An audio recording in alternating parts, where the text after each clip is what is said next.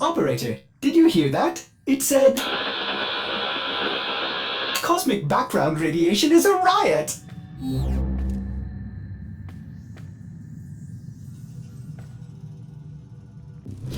Would you like to hear a story for Naberus?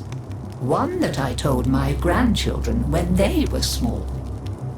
Very well. Long ago, in the Oracle days, a golden people lived in spoiled luxury.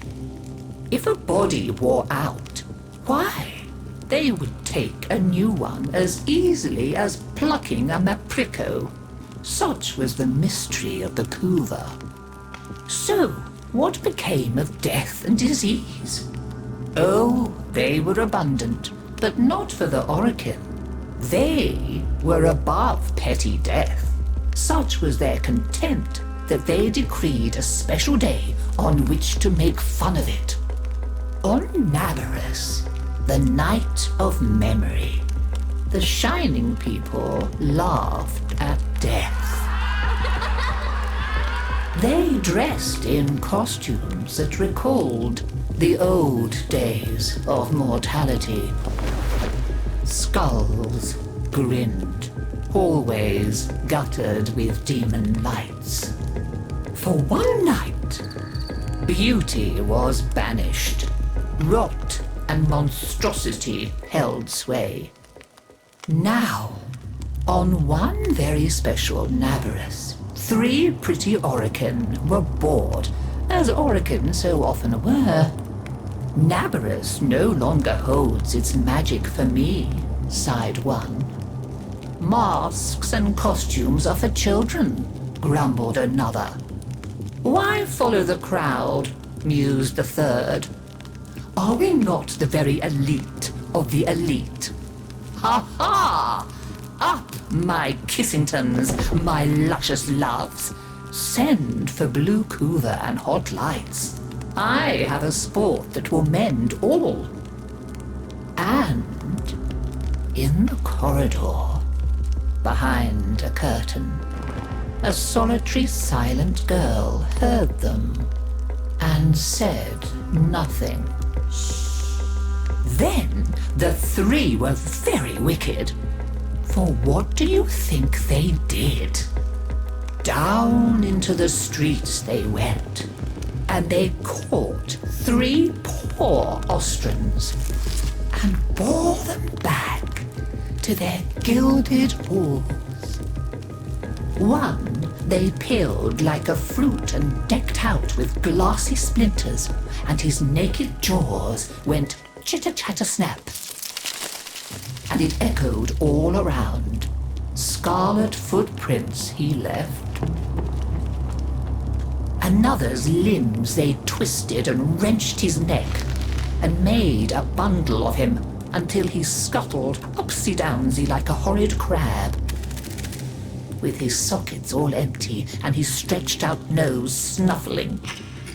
The third they pulled thin in hand and foot.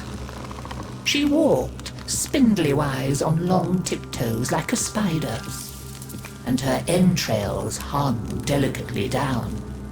She whispered, split-tongued and hissing as she went. Fine costumes we've made, chortled the 3 Oregon. Let us now try them on and visit our friends.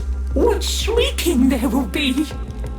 Oh, our names will live forever in the court for such a prank as this. Now, the silent girl brought them their blue Kuva, so they could take on these twisted bodies for only a short time before returning to their own. They drank and slept and woke in their 3 horrid forms.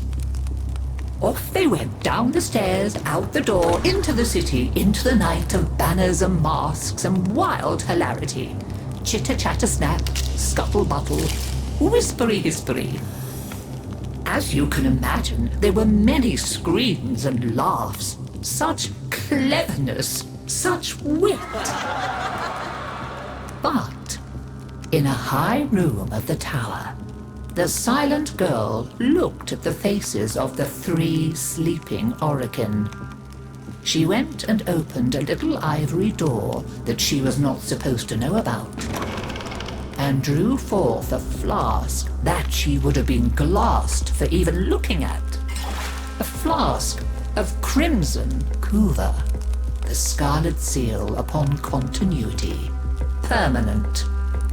And she tipped it down 3 cruel throats. With a little laugh, she went skating away, never to return. There were many screams that Naberus night, but when the sun came up, none screamed so loud as the 3 who found that they were trapped in the hideous bodies they themselves had fashioned forever and ever.